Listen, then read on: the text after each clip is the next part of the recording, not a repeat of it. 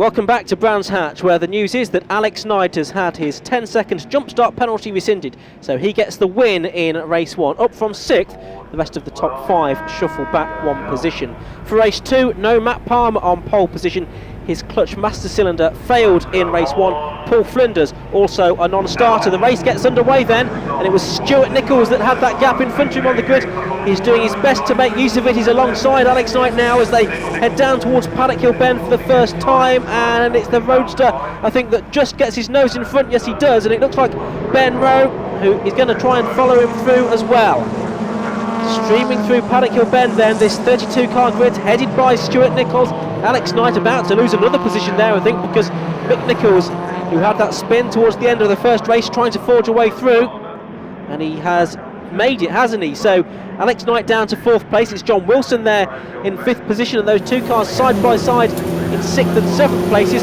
One of them looks to be the number 45 car of Robert Wells, and the other is Tim Heron, isn't it, number 23?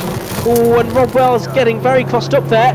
He loses a place to Luke Austin, who did complete the first race after a visit to the pit lane, but down in 28th position. So coming through to complete lap number 1 then, it's the number 88 car of Stuart Nichols that leads then by about 9/10 of a second from the 2nd place man, which is number 7, Ben Rowe. In 3rd place is number 89, Mick Nichols. In 4th place, it's the 33 car of race 1 winner, Alex Knight, who's under a lot of pressure now from John Wilson, the Worcestershire driver.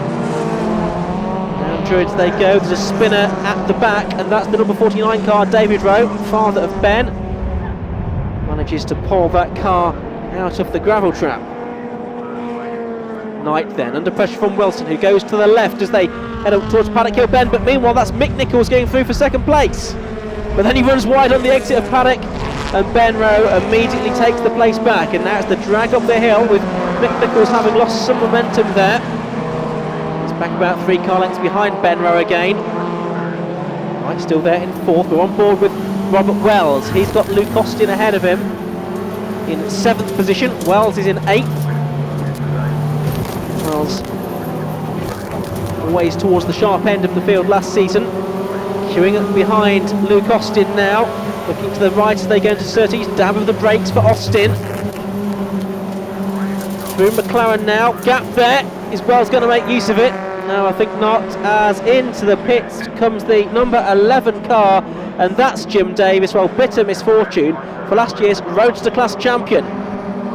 Doubly disappointing for him because the Roadster's going so well this weekend, but he's had a lack of power all weekend. The top 2 pulling away, Stuart Nichols and Ben Rowe, and Alex Knight, you can see there in the background, was just about to be challenged by John Wilson.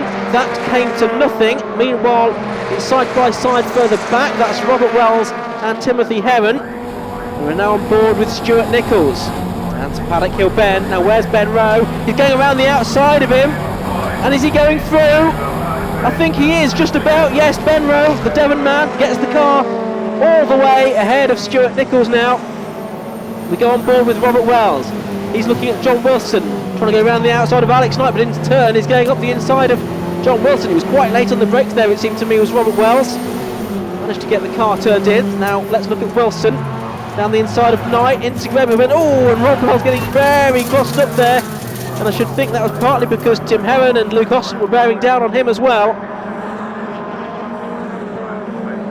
There's Heron, the 23, 2nd season in the championship for him. Driver from Warwickshire, going very well. You see a number of the drivers with the black cross on the yellow background on the rear of the car. They're newcomers to racing. Have to wear those until the officials are satisfied that you've completed your rookie races successfully. Now out front it is Ben Rowe that leads. Stuart Nichols in 2nd, Mick Nichols 3rd, and here's John Wilson having another go now at Alex Knight, the Glasgow restaurateur, delighted to get his win back after the absolute devastation of learning he'd had his win taken away from him in race number 1. Wilson's gone through, but now Luke Austin is queuing up to take the place as well.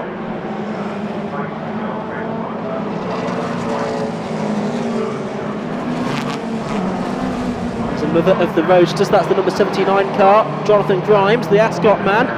Behind him is number 16, that's Mark Warren Leighton, very distinctive coloured car. And here's Paul Grumet again doing battle with Christian White, who goes around the outside of him at Surtees. Now, we saw Christian White get Surtees wrong in the earlier race, but he seems to have got it right here through McLaren.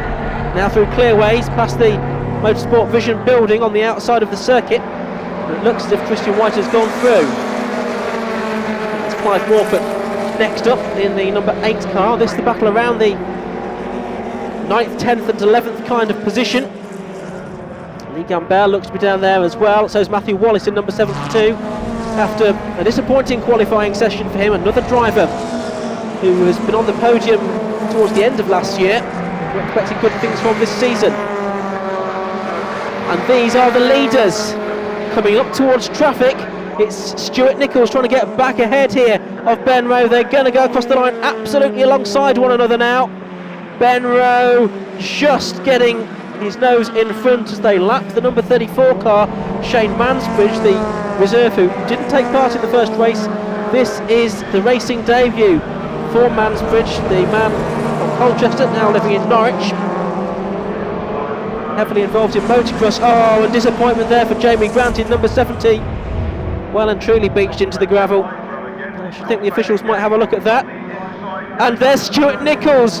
Back through is he ahead of Ben Rowe. Ben Rowe's got the line for McLaren now. They're absolutely side by side. Ben Rowe thought he was going to give best there, but he doesn't. They're chasing after the number 49 car. That's David Rowe, Ben's father. And they're falling behind the back marks a little bit there because Ben and Stuart absolutely side by side, having a great old fight here. Up towards the line they come. Not much left in this race. In fact, they're going on to the last lap now. And it's Ben that's nosed ahead.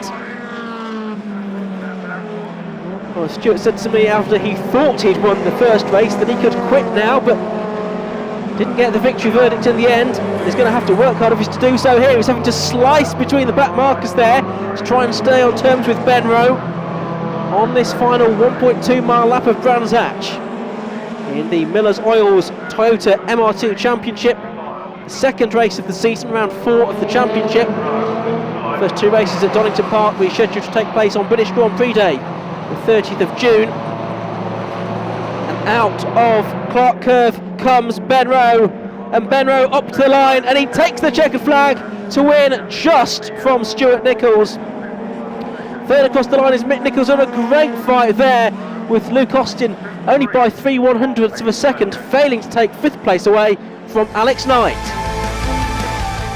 Confirmation of those results then, and it was Ben Rowe that won by less than a quarter of a second from Stuart Nichols, but son and father both on the podium there. John Wilson, he came through well during the course of the weekend, finished 4th, but the fastest lap went to Robert Wells.